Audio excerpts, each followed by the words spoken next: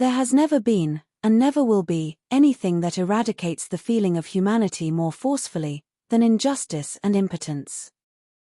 Injustice accompanies any being in manifestation, regardless of the era or the nature of the being. Everything that is inexplicable or disproportionate has injustice as one of its components. Therefore, injustice lies at the origin of everything. If any credit is given to creationism, it is easy to see that in almost all major religious traditions that describe it, we find the repetition of a theme. Innocent lives, human or not, are sacrificed, destroyed, or condemned, in the name of order, faith, or obedience to higher powers. This constant raises universal questions about the nature of divine justice, the meaning of suffering, and the true value of blind obedience to the invisible entities that govern existence. Human history shows that since the beginning of the so-called civilized world, injustice has been a persistent shadow over humanity. From eternal systems of slavery to eternal oppressive regimes, inequality and impunity have shaped the course of history, leaving deep scars and generating a feeling of impotence among those who suffer their consequences. In ancient Rome and Greece, societies were structured into rigid castes, where the few held power and the many were relegated to servitude.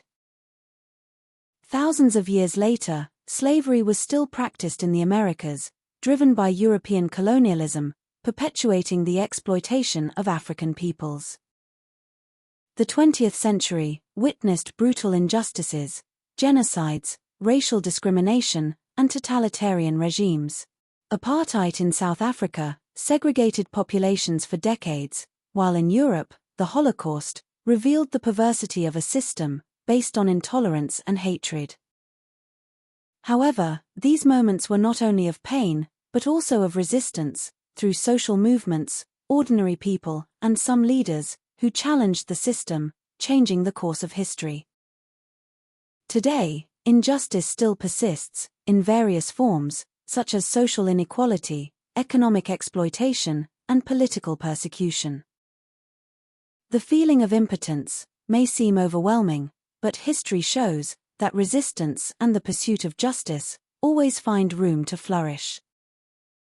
Therefore, the fight against injustice is not only a legacy of the past, but a continuous responsibility. Each voice raised against oppression strengthens the hope for a more just world. History, however, does not end in impotence, it is shaped by those who dare to challenge its chains. Since the creation of courts, those who should be guardians of justice have often been the stage for some of the greatest injustices in history.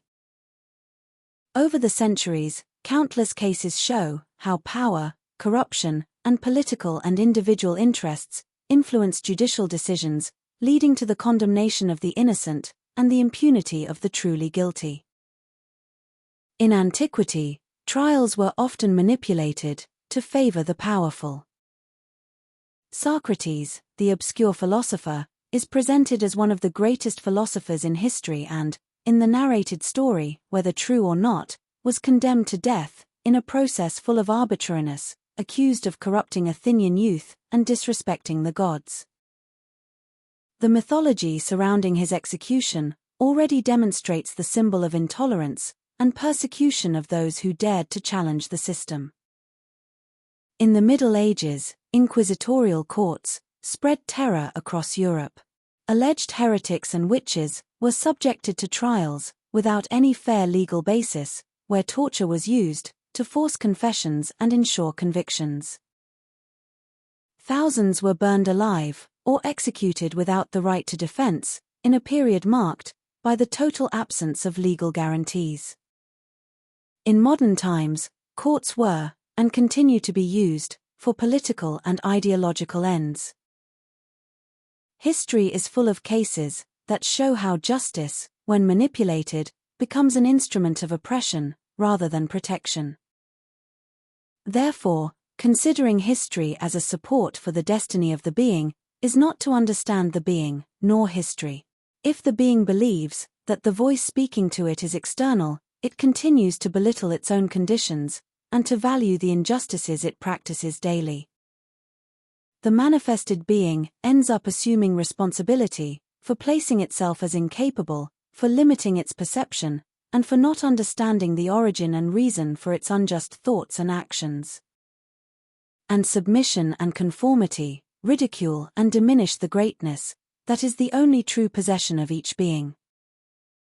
Attributing greatness to texts consecrated to masters becomes yet another form of submission to cunning constructions. No one needs to waste time seeking answers to the wrong questions. When something or someone hears words that exalt life, giving thanks for it, or speak of blessings, there is often difficulty in perceiving the trap of the sermon. A simple questioning of the intention of the text reveals the strategy of the game. When the being questions existence, it is upon its own questions that the contradictory manifests, adorned with goodness and beauty, in texts that are, in truth, nothing more than instruments of domestication. It is in the resistance of the rare and the conscious mad that resilience and confrontation of the teachings that condition the being take place. Silence prevents the inoculation of the poison of intolerance and arrogance. The work of transformation strengthens humility and eliminates ignorance. Injustice unmasks itself, and impotence disappears before the omnipotence of the being reborn in knowledge and wisdom.